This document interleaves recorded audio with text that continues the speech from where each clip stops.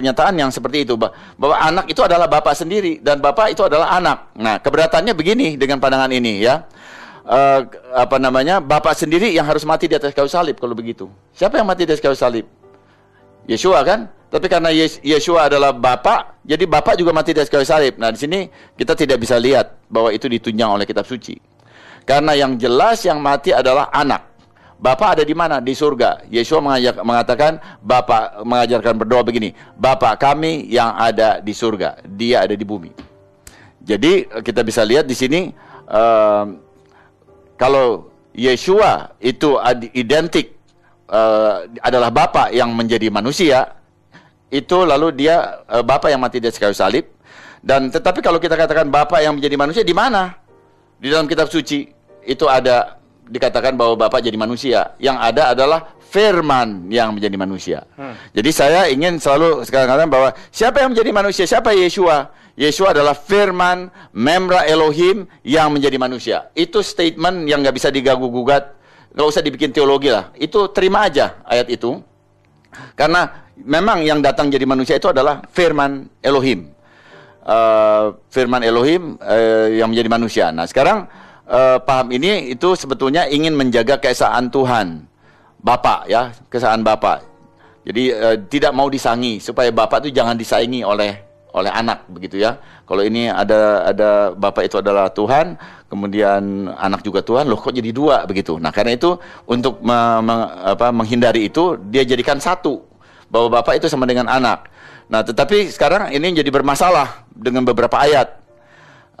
Misalnya saat Yeshua dibaptis, terdengar suara Bapa yang dapat dibedakan dari Yeshua. Inilah anakku yang kukasih kepadanya, aku berkenan. Itu jelas Bapa memberikan kesaksian tentang Yeshua. Jadi bisa dibedakan di sana. Di Taman Getsemani Yeshua berdoa, bukan kehendakku tetapi kehendakmu. Jadi ada dua kehendak. Ada kehendak Yeshua, ada kehendak Bapa. Tapi dia menundukkan diri. Dia datang ke dalam dunia sebagai mengambil rupa sebagai hamba, ya, dia firman atau disebut juga anak yang duduk di pangkuan Bapa. Dia datang ke dalam dunia dalam ketaatan, merendahkan diri dalam ketaatan begitu ya. Dia mengikuti kehendak Bapanya. Kemudian waktu sampai dia mau melakukan perintahnya itu mati di atas kayu salib, lalu ada di sini dia katakan bukan kehendakku tapi kehendakmu. Jadi ada semacam dikesankan, bisa ditunjukkan bahwa ini ada dua kehendak. Jadi kalau begitu ada bedanya. Nah, ini harus diterima dalam konteks paradoks tadi. Jadi ada saatnya dia berbeda, ada saatnya dia sama. Dan bagaimana begitu? Kitab sucinya mengatakan demikian. Jadi kita harus terima. Bukan kesamaan mengabaikan perbedaan, ya, dan atau perbedaan mengabaikan kesamaan. Ya, bukan itu. ya. Tetapi kebenarannya adalah harus diterima secara paradoks. Ya. Nah, jadi kebenaran muncul secara paradoks ya. Nah, jadi dari sini kita mengambil kesimpulan barangkali ya. Kita mengambil kesimpulan bahwa Yeshua Memra Elohim. Jadi dan dia memenuhi semua sifat-sifat Memra yang ada waktu para rabi Yahudi menerjemahkan kitab Tanakh ke dalam bahasa Aramaik ya, yaitu kitab Targum. Jadi dengan perkataan lain waktu itu pemikiran ini sudah ada di lingkungan orang Yahudi. Nah, revelation yang luar biasa yang ditulis yang ada di dalam kitab Yohanes adalah dia katakan apa yang dimengerti itu semua ada di dalam Yeshua.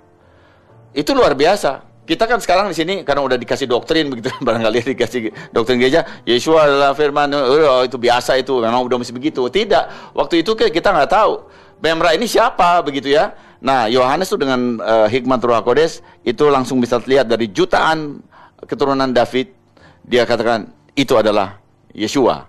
Nah, jadi itu satu revelation yang luar biasa dan kita bisa simpulkan di sini bahwa Yeshua adalah Memra Elohim yang menjadi manusia, firman yang berasal dari Bapa, artinya keluar dari Bapa, bukan ciptaan, karenanya sehakikat dengan Bapa. Amin. Dia adalah perantara ilahi dan yang datang dalam nama Yahweh, yang dapat dibedakan tetapi tidak dapat dipisahkan dengan Bapa.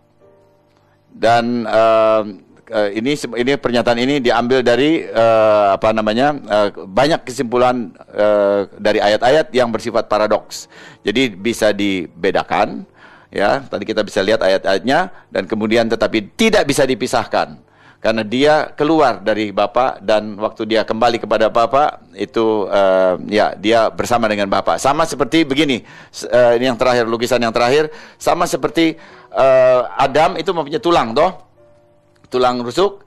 Waktu di dalam Adam itu dia bentuknya tulang rusuk, tapi kemudian Tuhan membedah, diambil tulang rusuknya, dibentuk Hawa. Di luar di luar tubuh Adam dia menjadi Hawa. Tapi Hawanya itu sama tuanya dengan Adam.